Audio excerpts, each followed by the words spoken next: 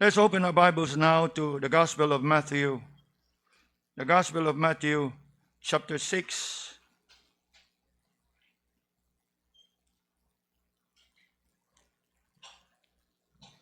The Gospel of Matthew, chapter 6. And let's read together verse 22 to 24. Matthew chapter 6, verse 22 to verse 24. Let's read these verses together. Matthew chapter 6, verse 22 to verse 24. We invite those that are with us online, please do join us as we read God's word together. Reading, the light of the body is the eye. If therefore thine eye be single, thy whole body shall be full of light. But if thine eye be evil, thy whole body shall be full of darkness. If therefore the light that is in thee be darkness, how great is that darkness? No man can serve two masters, for either he will hate the one and love the other, or else he will hold to the one and despise the other. You cannot serve God and Mammon. From last week's message titled, Where is Your Treasure? This morning we shall proceed to consider this message before us titled, How is Your Vision? Now, we have started this year with this mini-series from this portion of the Lord's Sermon on the Mount, considering on the first Lord's Day, our priority. Remember that message? Seek God first. That message deals with the issue on our priority. Seek God first. That's the message. Last Sunday, the second Sunday of the year, looking at that message titled, Where is Your Treasure? We deal with the issue on our preoccupation. Priority, preoccupation. Where is your treasure? This morning, as we deal with these verses before us, we will spend some time to consider our perspective. From our priority to our preoccupation to our perspective. And why are we doing this? Because these are the things that will define our life. Are we following? Our priority is what defines our life. Kung sakto ang imong priority, siguro ka nga naa ka sa husto. Kung maayo ang imong preoccupation, siguro ka nga naa ka sa maayo. Kung naa ka sa husto nga perspective, siguro ka nga maayo ang imong panglantaw.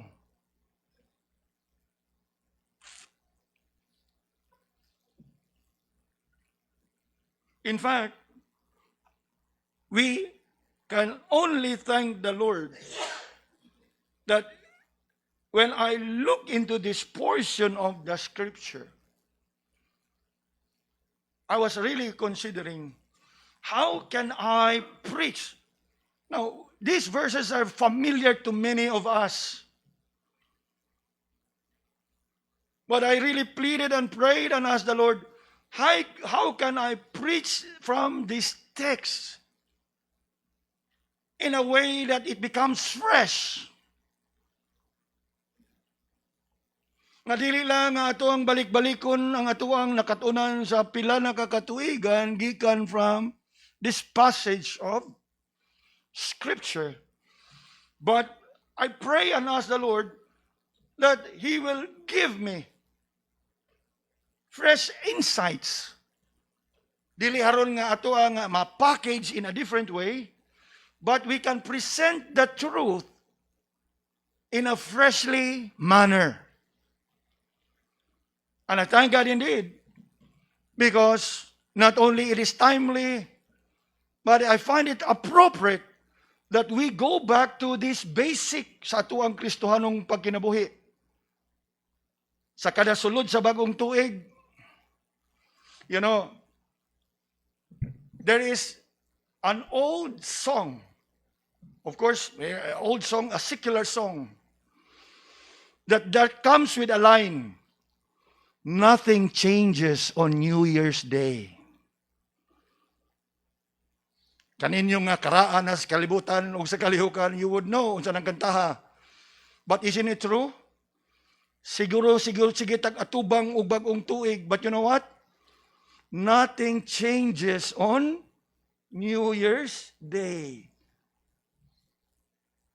Unless you commit yourself to changing.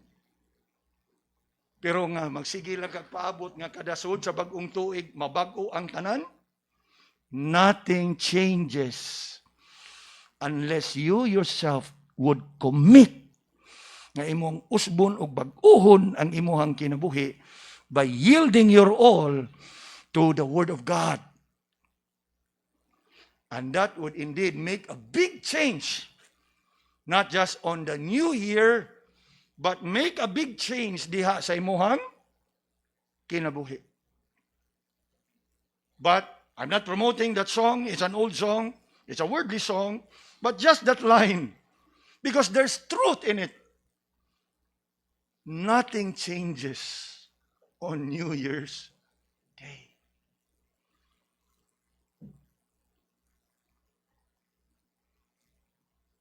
Change can only happen if you bring yourself to a renewal, a return to the basic, a return to the foundations. And which foundation is it? The truth of God's Word. And so as we proceed to consider this message that deals with our perspective, I want us to consider this question before us. How is your vision?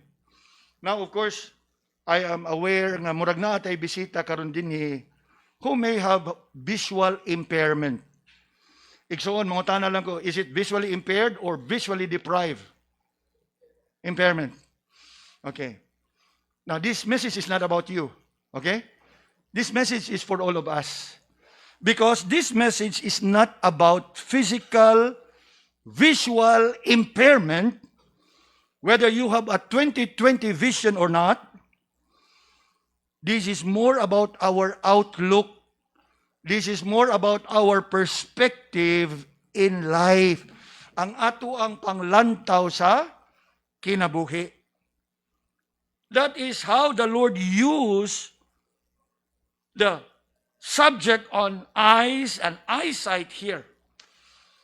He is not giving a lecture on anatomy and physiology. That is not what the Lord is saying. The Lord is speaking about the eyes in these verses in regards to our moral and spiritual sense, as we shall see as we go through this message this morning. In fact, when I look at these verses, mga kaigsunan, obviously, it is connected with the previous verses that we have dealt with last week. And as I look at it, I could have preached one message on these verses altogether, but I chose to divide it because these three verses here is filled with lots of metaphors, figures of speech that I cannot help but would want to really expound haron nga ato yung masabtan.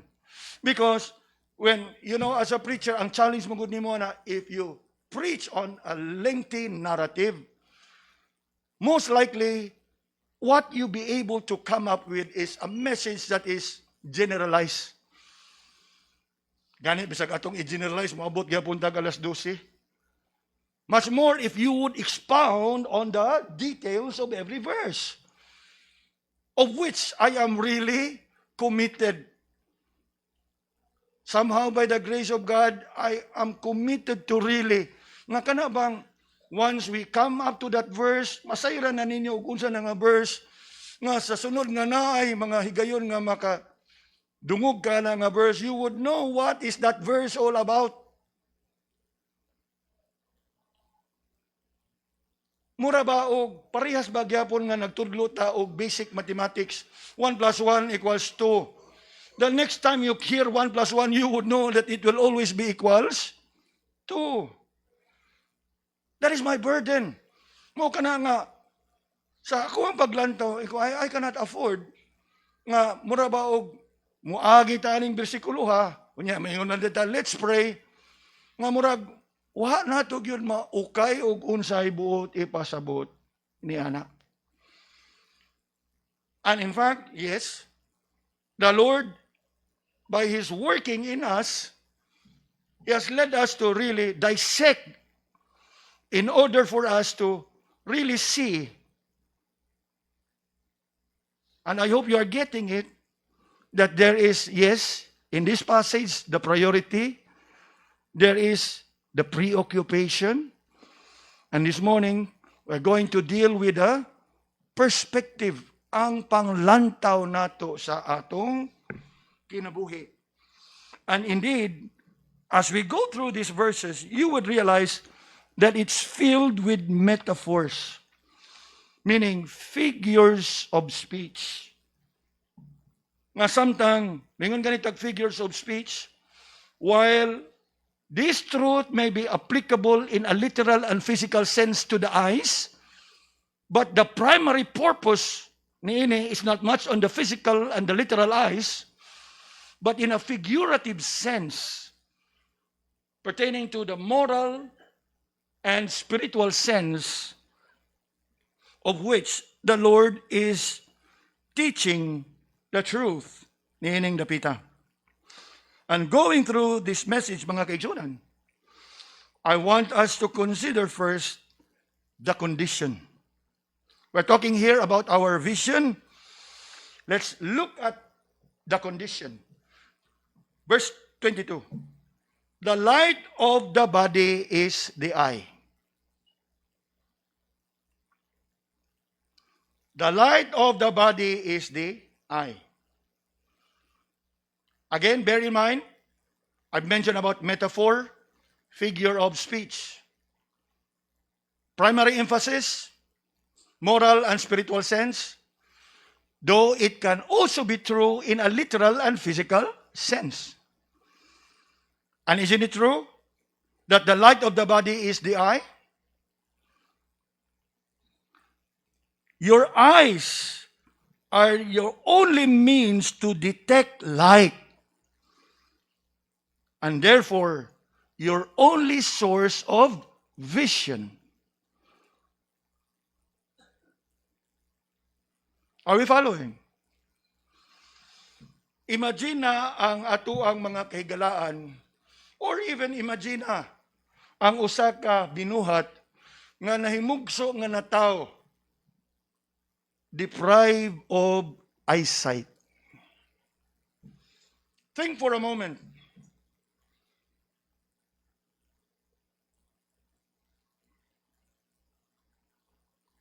In other words, sa pagkahimugso pa lang tao, pagkahimugso pa lang nimo, sa imo pa lang pagkatao, nahikawan ka na sa kahayag. And we know very well what happens diha sa imong pagkahimugso. If you happen to be born in a hospital setting, iniguman gid ana asa kada doon. Dito atong murag crib, unya naagi gooseneck, lamp, na ilang para painitan ka. You may feel the heat, but you can never see the light.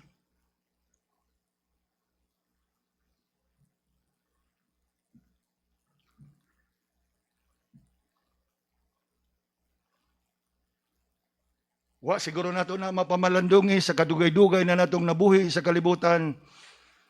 Hunong sa mga kadiyot, thank you Lord, nga nataw ko nga buka ang akong mata.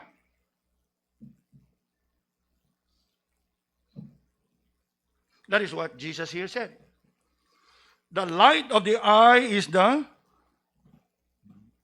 light of the body is the eye. If you have a clear eyes, you'll be able to see things clearly. You'll be able to see the beauty of God's creation. You'll be able to really appreciate all that God has done.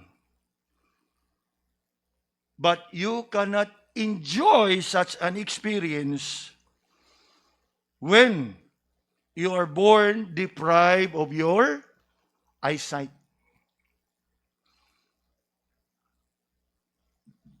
That is true in a literal physical sense. Upon again sa kunang gingon, these verses are filled with metaphors.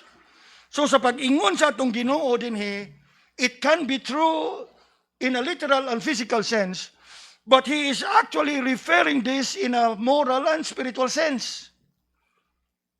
Simply means nga just as it is true in the literal, it is even true in the spiritual. And you know what? We were all born blind spiritually. Nga bisan pa man tuod og buka ang atong mata, yet that light that we have is still darkness. Tanawa kung sa gisulti sa atong Ginoo diha.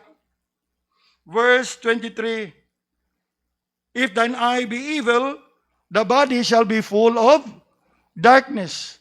And are we not born in sin? Are we not born with that sinful nature? Are we following? And that explains, mo bitaw ng atong kanta, Amazing Grace, how sweet the sound, that save a wretch like me. I once was lost, but now I'm found, was blind, but now I see. And that is what the Lord is saying here. Stating a matter of fact, the condition. And what is the condition all about?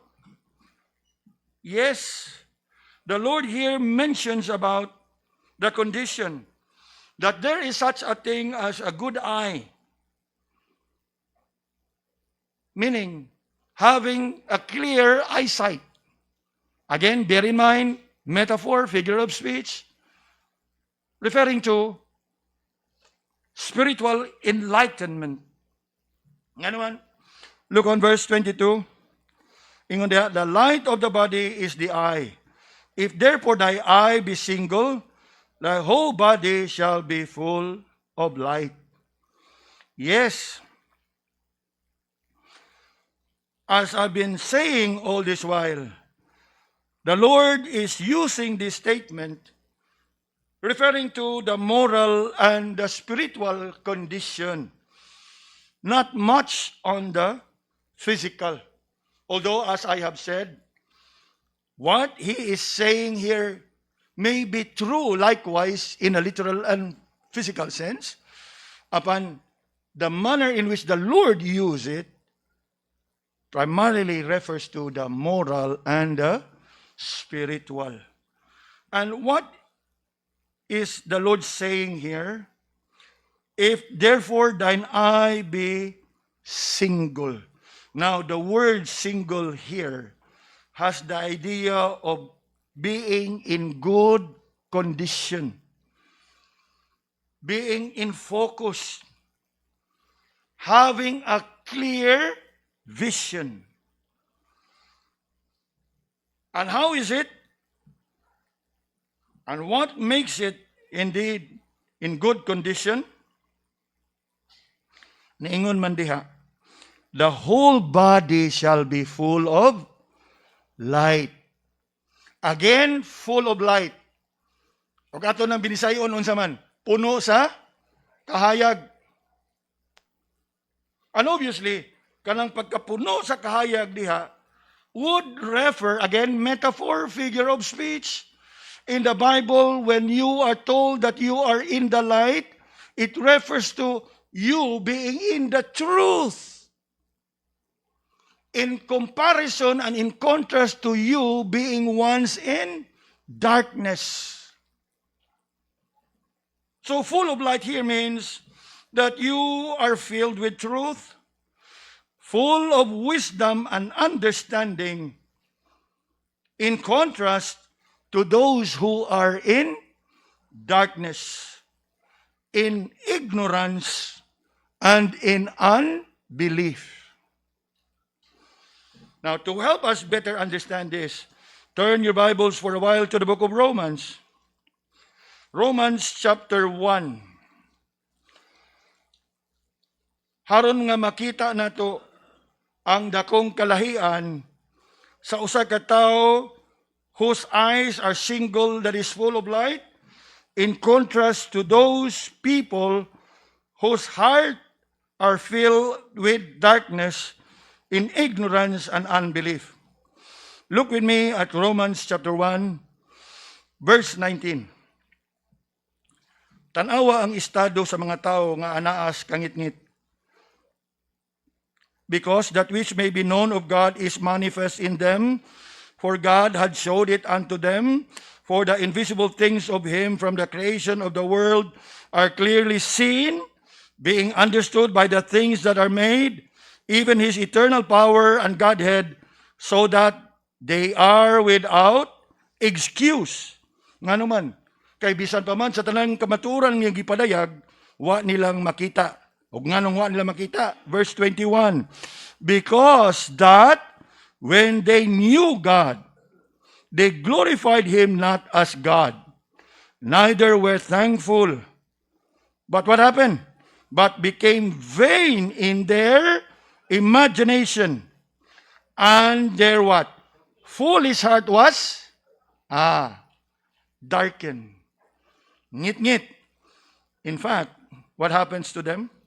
Professing themselves to be wise, they became fools, and changed the glory of the uncorruptible God into an image made like to corruptible man, and to birds, and four-footed beasts, and creeping things. Wherefore God also gave up to uncleanness, to the lust of their own hearts, to dishonor their own bodies between themselves, who changed the truth of God into a lie, and worship and serve the creature more than the Creator, who is blessed forever. Amen. Now, as we go through these verses, dili ba na mo itong nakita ron sa itong palibot? People who are in darkness are engaged in all this. Now, to expound these verses would be another message. But I pray that it suffice nga ato ang lantawan sa makadiyot. There is such a condition whereby a person is blessed with a good eyes. Having a good eyes, he can have full of light, full of wisdom, full of knowledge, full of understanding. So Jesus is saying here that if your eyes indeed are healthy, it means it is clear and focused. The whole body will be full of light. Meaning, the person with such eyes is wise, pure, whose life is aligned to the will of God. That is the good condition of the eye. As we now come down to verse 23, we see another condition. And what is that condition? How is that condition described? Ingon diha verse 23. But if thine eye be evil. Now, in verse 22, there's not a mention of the word good. That's why I took time to explain the word single. Because the word single would imply that you have a good eyesight. But you would know that that word single there would refer to good, in contrast to the other condition which is described in verse 23, describing the eye as evil. Are we following? Okay, we move on to consider the evil eye. What about the evil eye? What's the difference? Ingon diha, but if thine eye be evil, the whole body shall be full of darkness. In fact,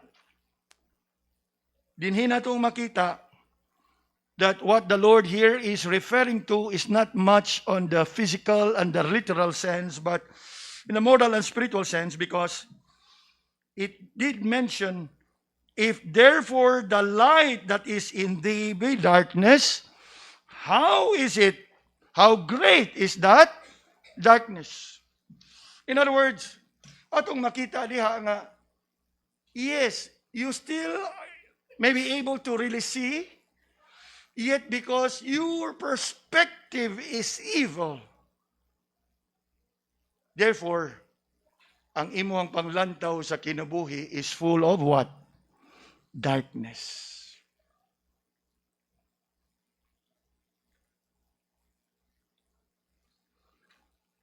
What does it mean? It means, and it refers to, unhealthy eye, meaning evil, whereby ang tanan nga imong gilantaw ug ang tanan nga imong panglantaw sa kinabuhi is full of darkness.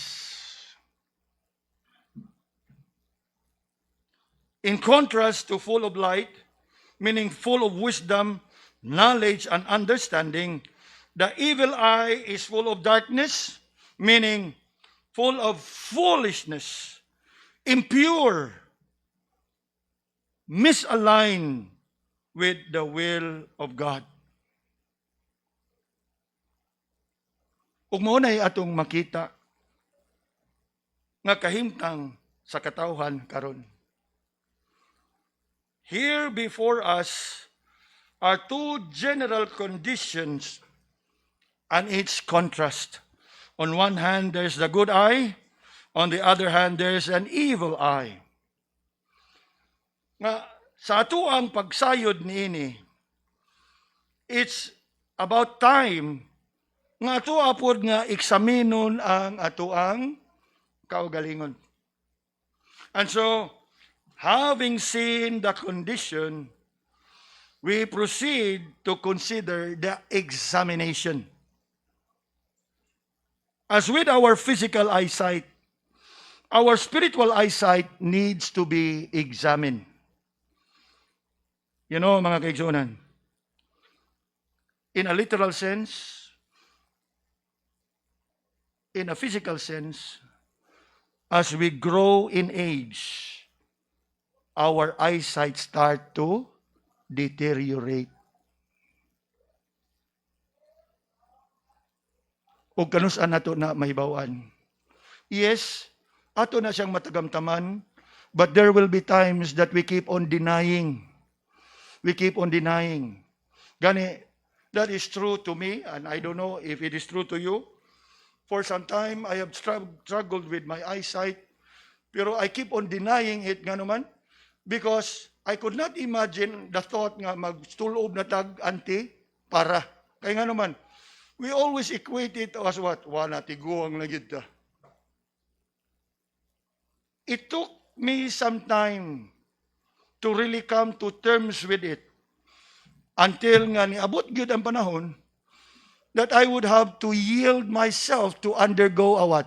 Check-up. If you want it CCC, okay. From condition, check-up.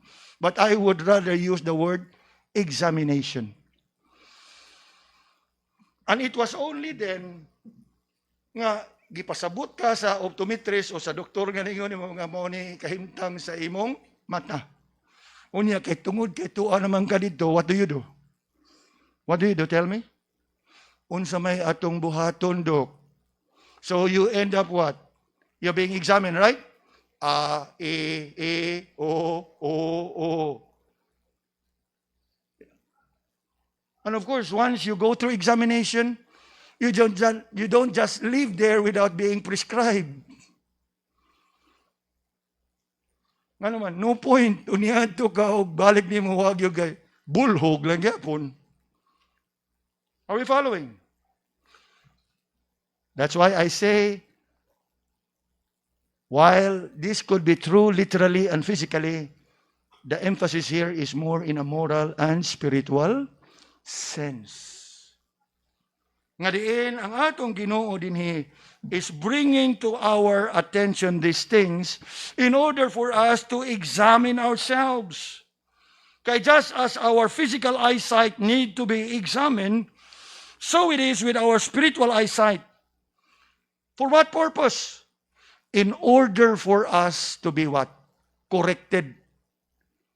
Now, what do you do when you go to an optical shop? Corrective glasses. Reading glasses. Gani, salamat na lang sa Ginoo karon kay medyo high-tech na. Kani ito, nagkasuway pag yung gatong puli-pulihan, bitaw ka ng kuhan. Karon at least na computer na ba? Sa una, pero paparihara itong mga tuta sa una sa LTO.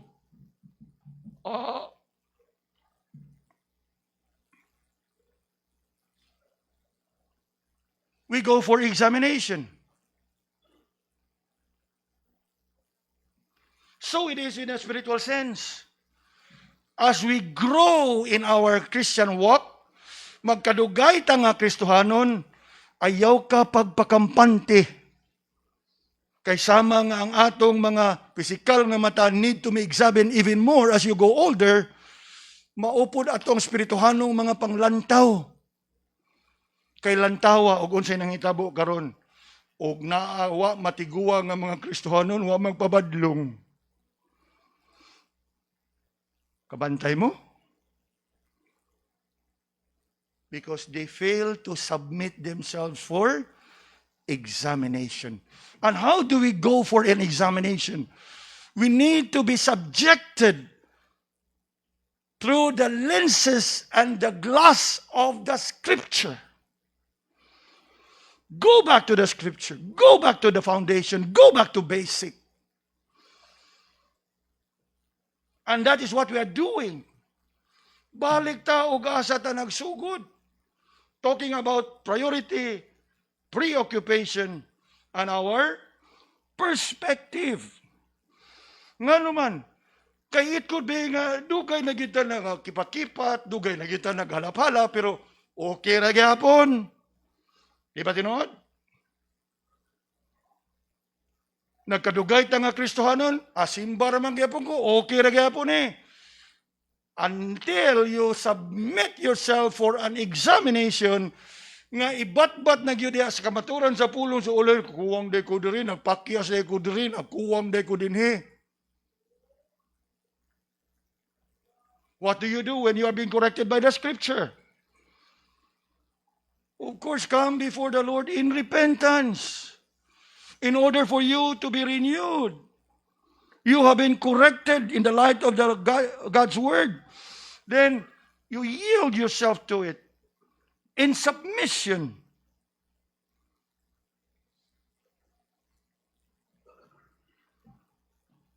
As we go through this examination, mga kaigsunan, yes, we have to prepare ourselves to be corrected, to be rebuked, to be instructed, to be counseled. Unya sama nga sa ato ang pagpa-check up, way kapuslanan ni yun nga, muli lang ko, Dok. Mahal man.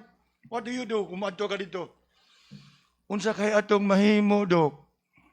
Di ba no? Pwede o gibbs lang. Nga naman, kay naman po, medyo ang imong kanang kuan nga medyo mahal. Unya, salamat na lang sa Ginoo nga ay package, frame na imong bayran ani. Anindot king paminahon. Pero inikabot, naman kayo astigmatism plus 1.5. Unya, sa sunod, sa tawag sa computer? Logician. Oh, tig-computer ka, tig-computer. Oh, tig-computer. Another 1.5. Di ka gasugod, libreng frame. Ang ending, on the average, 5,000.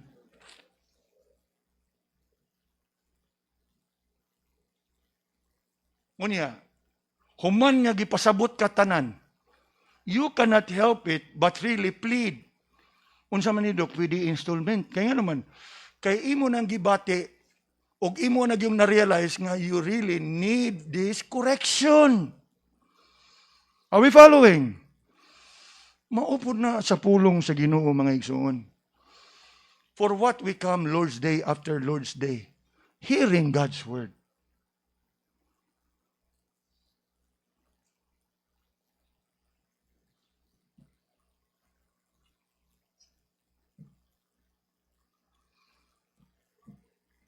God in His grace and mercy, wa magkuwang sa iya mga pagpahimangno, sa iya mga pagtudlo, sa iya mga pagdasig kanato. How have we been responding? That indeed calls for a self-examination. Nga diin imuha nga gilantaw ang pulong sa Ginoo, or perhaps even this morning, nakadungog ta nga giawag ta, ngidasig ta, that we yield ourselves for an examination. Let us pray. Nga atog yung itukyan ang ato ang kagalingon for that examination, so that we be corrected and we be restored.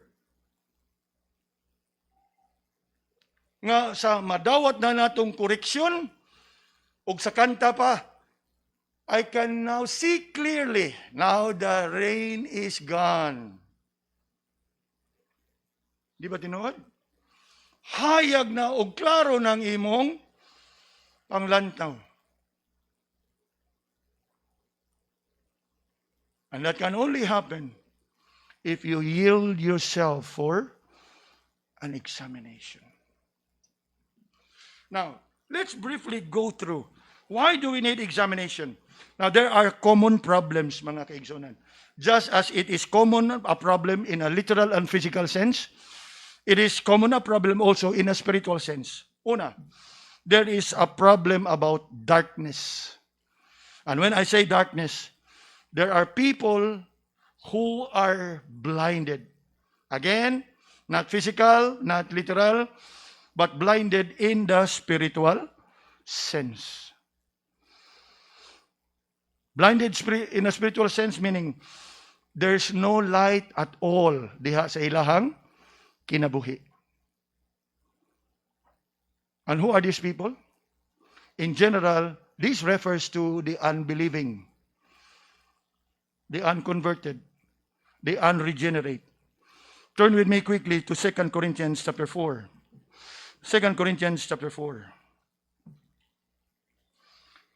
Haron nga makita nato ang tinudanay nga spiritual condition. 2 Corinthians chapter 4. And look with me at verse 3 to 4. Here, Paul mentions of a group of people that were blind. And why are they blind? Look here. Verse 3. But if our gospel be hid, it is hid to them that are lost. The lost, the unbelieving, in whom the God of this world had what? Blinded the minds of them which believe not, lest the light of the glorious gospel of Christ, who is the image of God, should shine upon them. Now, gihulagway diha ni Apostol Pablo ang kondisyon sa katawhan. It's not that God has no power to open their eyes, but simply stating the natural condition nga ang mga tao nga was pagtuo naa sa kangit-ngit. Og naa sila sa kangit-ngit kay dili nila makita ang kamatuoran, dili nila makita ang kahayag. Why? Because they were blinded. Come with me now to verse 6. Still in 2 Corinthians 4.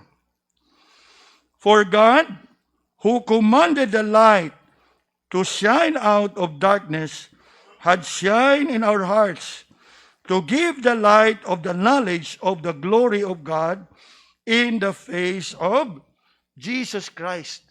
So, unsa itong makita diha? As we examine the condition of the people, especially those that are in darkness, whose life has no light at all, unsay solusyon sa ilahang pagkabuta? The preaching of the gospel. The preaching of the gospel. Nga naman, ingon diha, for God who commanded the light to shine out of darkness had shine in our hearts. So kita nga naa nas pagtuo, gikan sa kangit-ngit nga naa karon sa kahayag. Karon nga kita naas kahayag, ato na pong katungdanan nga mo sangyaw sa ebanghelyo ngadto sa mga tao nga naa pa sa kangit-ngit. And that is what Paul here said, had shine in our hearts to give the light of the knowledge of the glory of God in the face of Jesus Christ. Until they come to believe in the gospel, these people cannot understand, they cannot appreciate, for they cannot really see the light. For obviously, they are lost.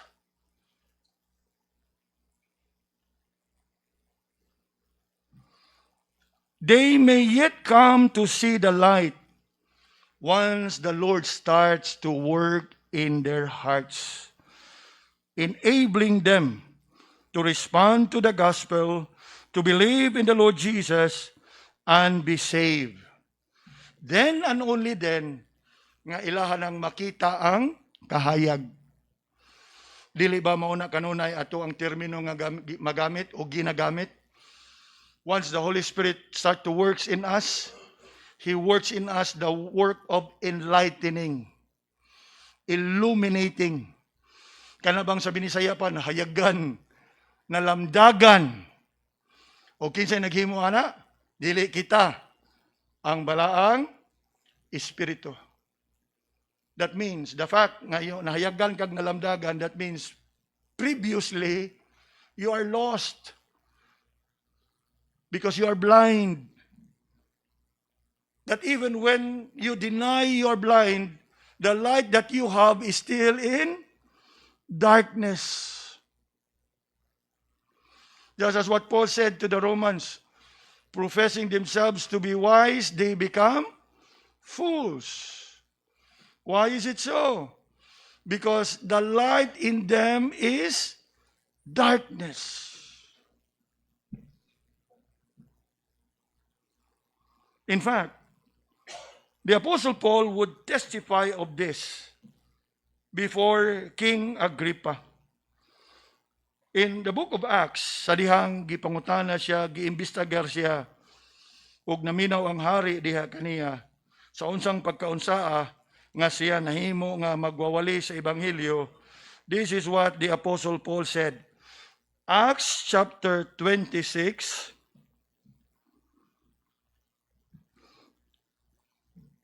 and look with me in verse, to save time. I've already mentioned that he was narrating his testimony, how he came to know the Lord, and how the Lord commanded him to go and preach the gospel.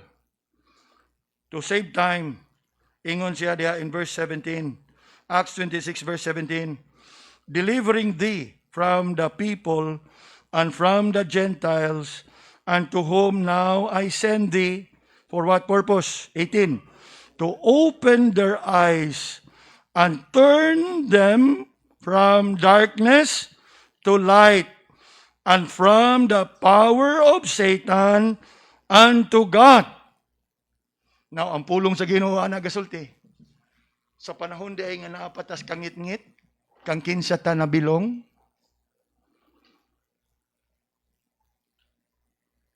kang kinsa ta nabilong sa naapatas kangit-ngit? Satan. You cannot deny that. Though not everyone is ready to take it and accept it, but that is a fact. That is what the Bible says.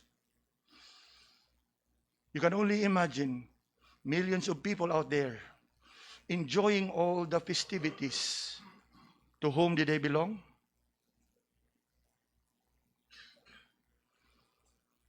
Because it was Satan who blinded them. Now, of course, it is not for us nga ato ang tulisuko ng mga tao diha may tungod ani. We can only pray. Kay kita gikan sa diha. Dili ni nga atong gi-lockdown. Kay kita gikan sa diha. Grasya na lang sa Ginoo nga ihang gibuka ang atong mga mata. But you cannot get away from this verse. Kang kinsa dayta kaniadto? You look out. To open their eyes and to turn them from darkness to light. From where? From the power of Satan unto God.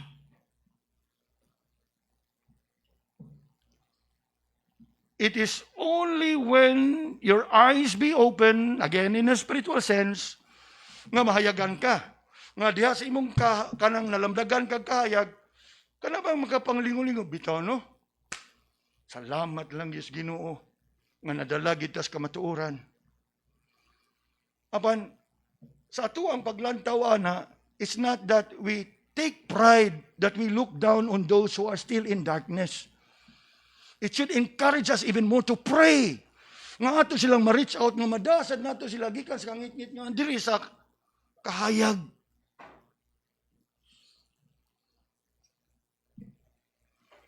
And you know what? That has always been my prayer. I am not into, sa uban diya nga makiglalis, makigdebate. No. I'd rather preach the truth. And whoever listens to the truth and believe it, praise God, imo na. Kaysa nga makiglalis pa ta diha, unya nga tong lalisan bisag sayop, kaya di man gimudawat sa sayop.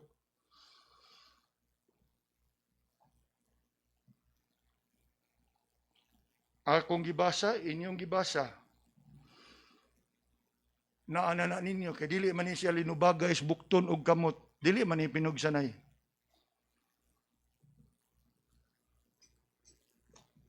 But this is a fact.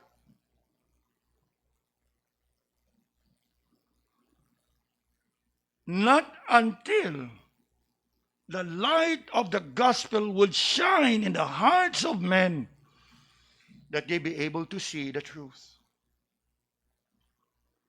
And later on, you know what happens? Kung naanakas kahayag o naanakas kamaturan, Ephesians chapter 1.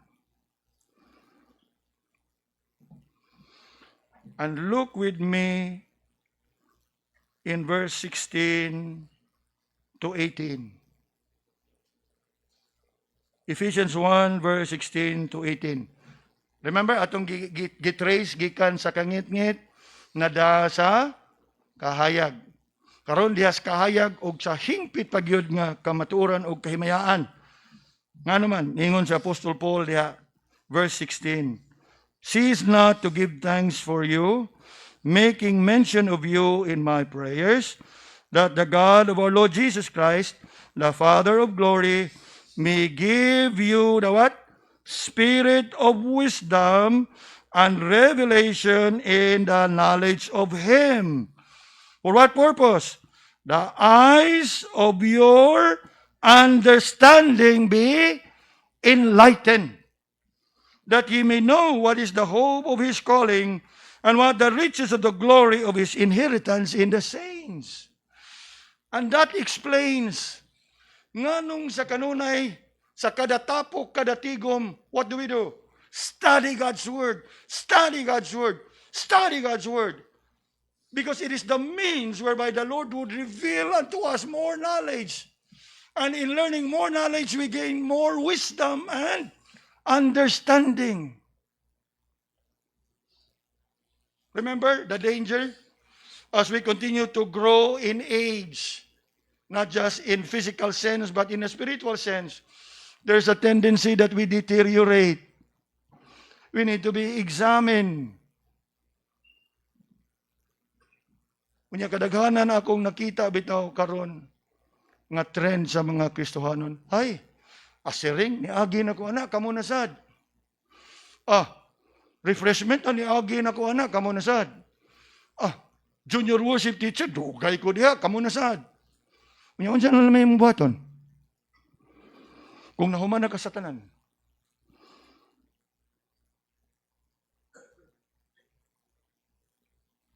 You don't stop serving the Lord.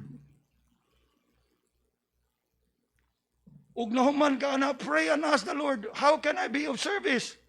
There's a lot of ministry. The ministry of prayer. The ministry of comfort. The ministry of encouraging one another. But oftentimes, the usual trend is what? Kamo na sad.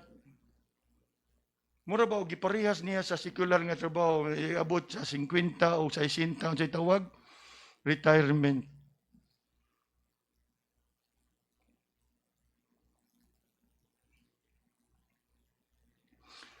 Something needs to be done. The other problem is this. You are in darkness, and then the other problem is about those people whose light is darkness. In other words, nahayagan na unta. Apan diha sa kahayag, nagpabilin gihapon na kinabuhi sa kangit-ngit. Those whose light is darkness. The Lord mentioned about this kind of people in verse 23. Now come back to Matthew chapter 6 and verse 23. Ingon diha, but if thine eye be evil, it's not that you are blind, your eyes are open and you are able to see, but what you are seeing is full of darkness. Na ingon diha, if therefore the light that is in thee be darkness, how great is that darkness? Isn't it true? Sa kada Domingo, nadungog na to ang kamatuoran. And we agree into all the truth nga atong nadungog. And yet, we still choose to be in the wrong. We still continue to do the things that are evil. Nakatagantam sa kahayag. Nakakita sa kahayag. Apan nagpabilin gihapon diha sa kangit-ngit. Tan-aw giun sa pagkahulagway atong Ginoo diha. Ingon diha, how great is that darkness? You know what it means? Mas ngit-ngit pang imong kahintang adto mga tao nga wa gyud kakita sa kahayag.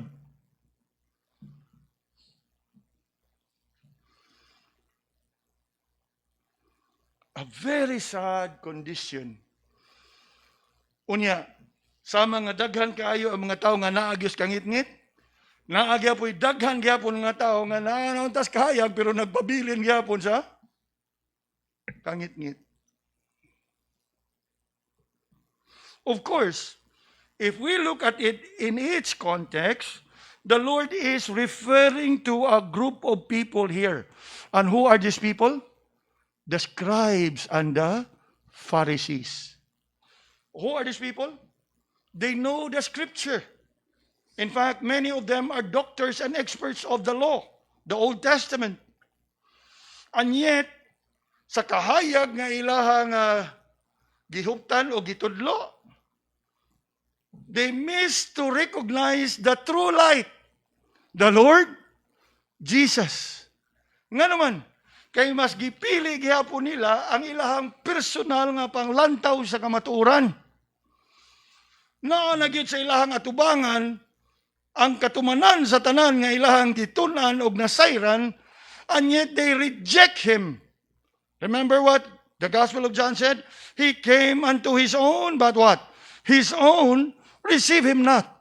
In other words, nagatudlo sa kahayag sa kamatuoran, and yet continue to dwell in darkness.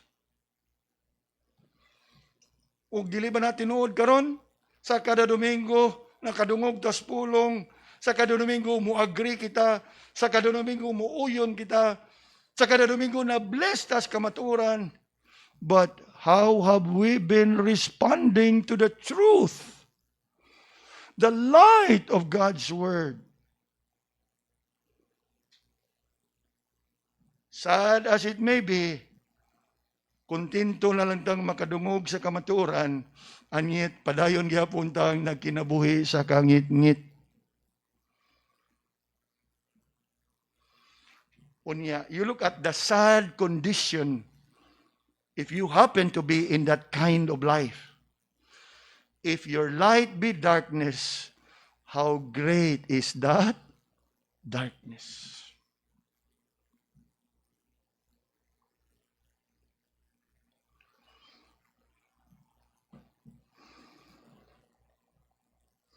Subok yung kayo ni mga igsoon.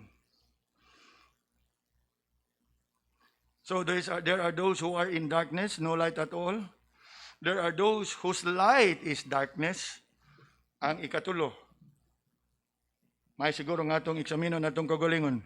There are those who are in the light, but whose light is dimming. Naanas kahayag, nagkinabuhi sa kahayag, pero ang kahayag nag-aup-aup.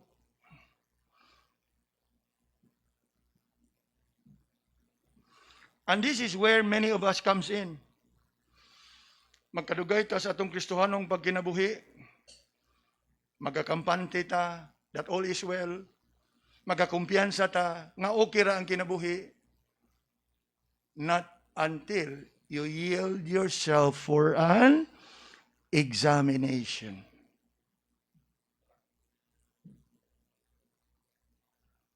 Now,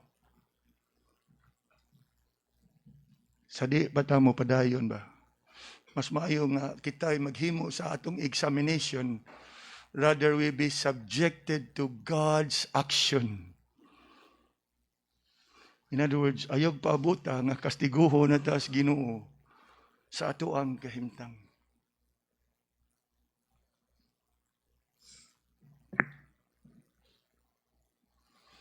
There are those whose light are dimming.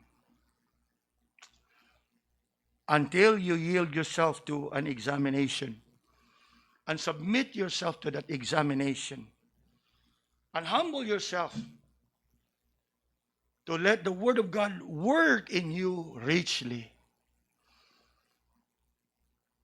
you can never be restored in that what we call 2020 spiritual vision. By the way, kanang 2020 in an expression sa mga medical practitioner or kanang optometrist, it's a term nga og healthy ang imong mata, ang ilang tawag ana is 20-20. You have a 20, meaning 100%, but 20 over 20 in all the screening nga gihimo diha nimo.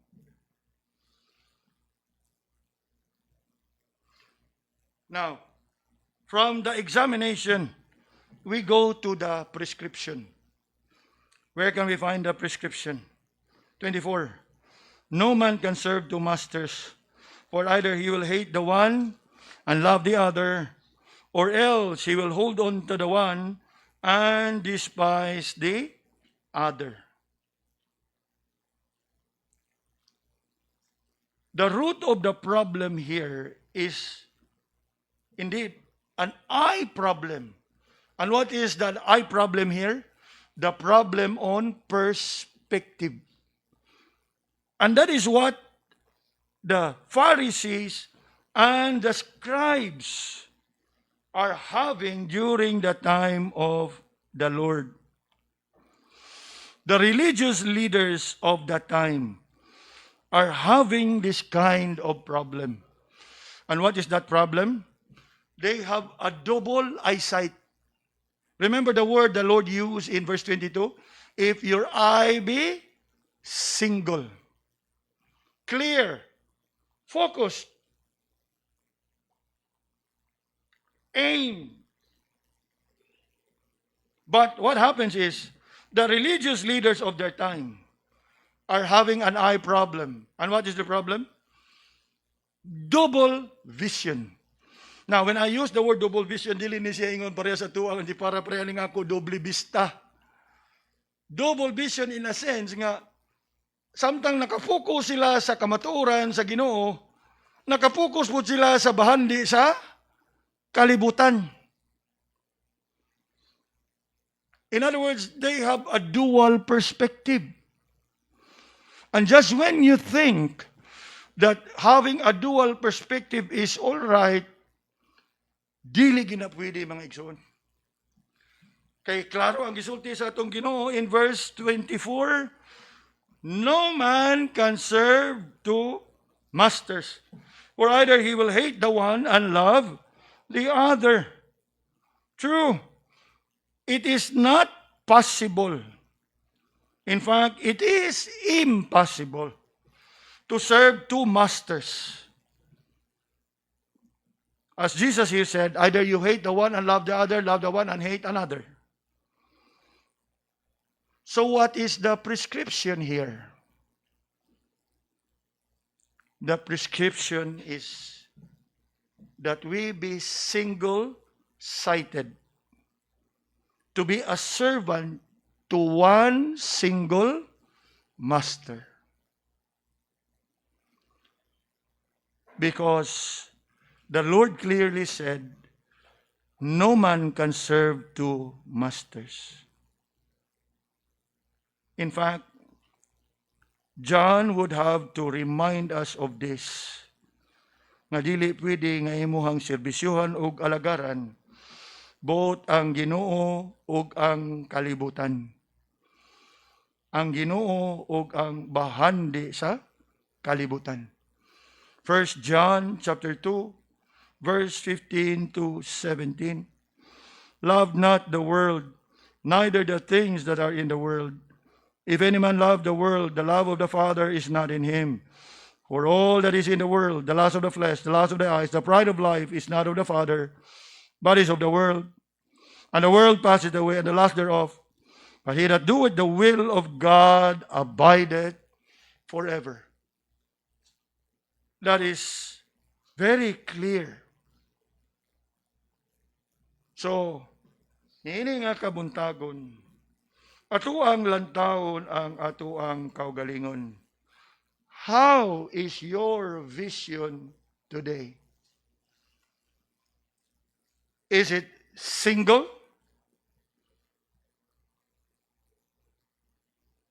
Or double? Do you value the things of God? Or are you still blinded believing that you can actually enjoy the best of both worlds?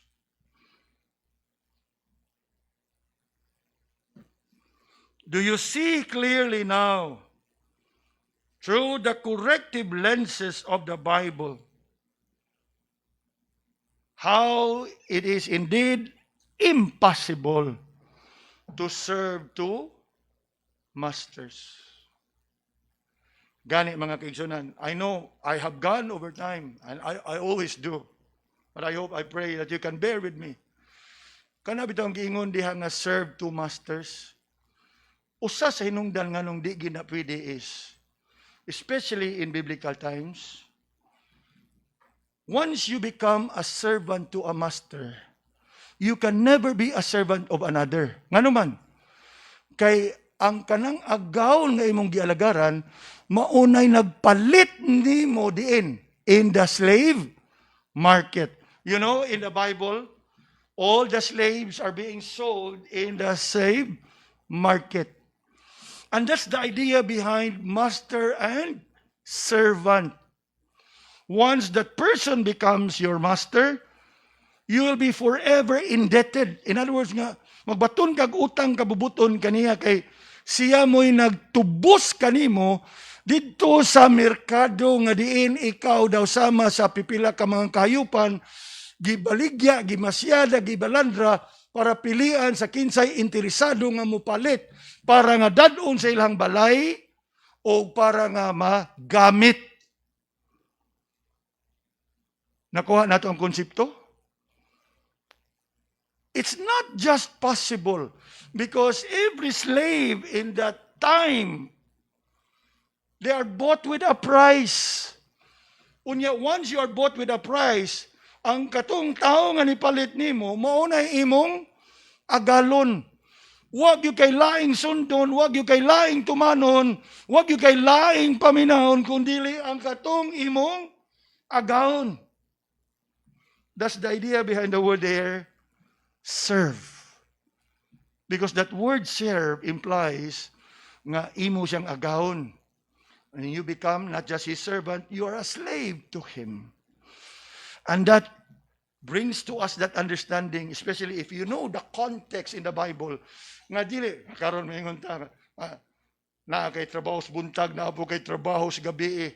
It is true in our time, but the idea here is, you're being bought with a price. Gibayaran ka, gitubos ka.